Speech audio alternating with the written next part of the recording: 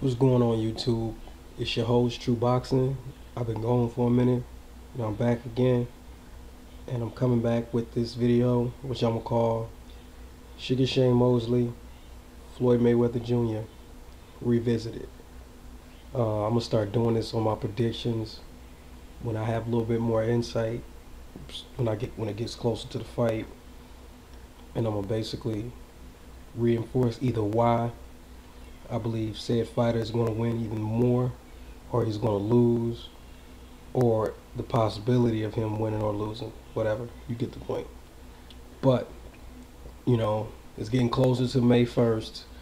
24/7's rolling out, and a lot of people are trash talking, shit talking between trainers.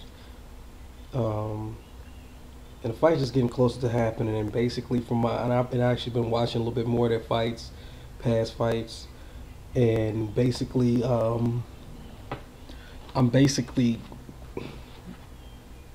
getting more in depth about each fighter. I've been actually watching both fighters' last fights and characteristics. And basically, to start this video off, I'm just going to basically flat out, I believe now, without a doubt, Floyd's gonna beat the shit out of Shane Mosley.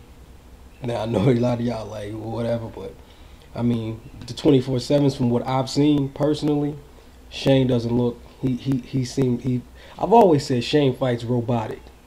He's like a fast robot. He's not really slick. That's why it was kind of hard for me when I first got into boxing to wonder, how did he get the name? How to get the name Sugar? So. Whatever, but nonetheless, I'm not taking anything away from him. He's a good fighter. So basically, let me get into it real quick.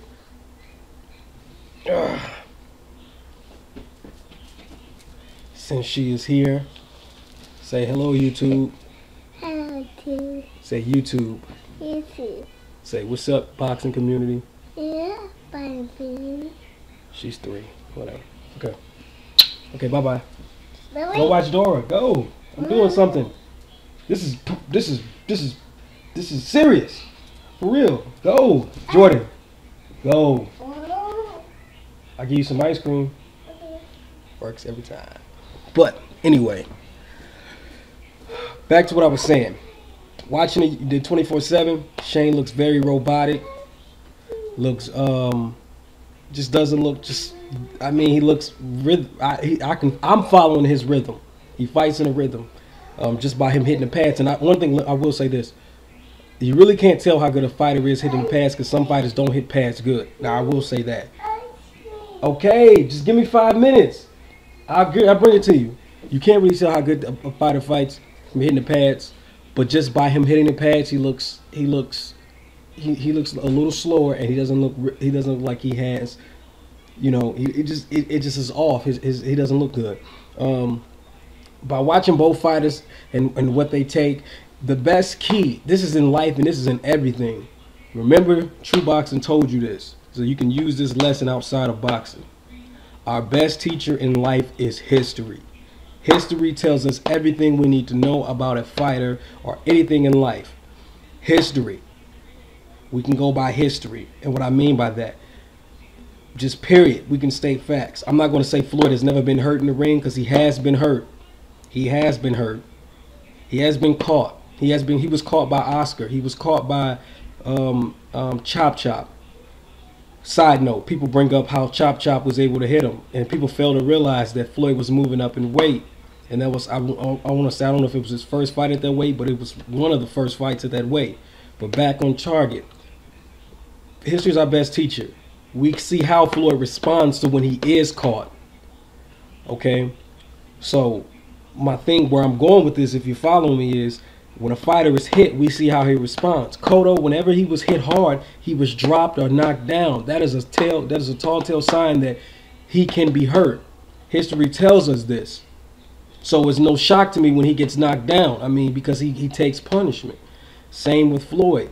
My thing, where I'm relating to this is, we've already seen Shane, and I don't care how people, he was against bigger guys. We've already seen Shane mentally beaten in fights. He is mentally beat. fuck the ass whooping he is mentally beat. When his game plan, when he can't impose his game plan on you, he fucking shuts down. He wanted to quit against it's gonna come to me. Winky Wright. He wanted to quit because his game plan that he wanted to impose was not working. Basically, that's how it is.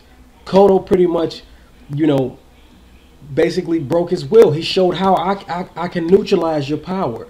People keep saying that when Mosley hits Floyd, he's going to hurt him. And I really don't believe that. I'm not buying into this Mosley myth because he doesn't have knockout power. Because who is he knocking out with one punch? He has his power accumulates and he can hurt you that way.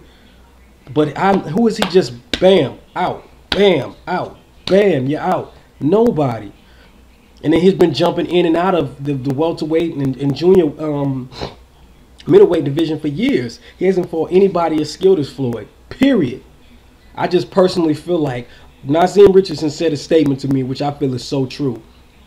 To stay on target, he said, and I don't want to quote it because I'm gonna fuck it up, but he said in the 24/7, he said an episode, he said, when Shane comes out there and hit Floyd in the lip, what is Floyd gonna do? He said he gonna grow wings, he gonna sprout a tail, he gonna start shooting fire, he gonna turn into a dragon and start shooting fireballs. And I feel like, in all honesty, that is the worst thing. That my personal opinion is this: I watch both fights, and what I've noticed, the worst thing you can do to Floyd is to hit him flush.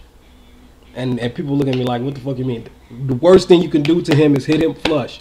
I've noticed when Oscar caught him, it was like almost like you hit me with one, I hit you with two.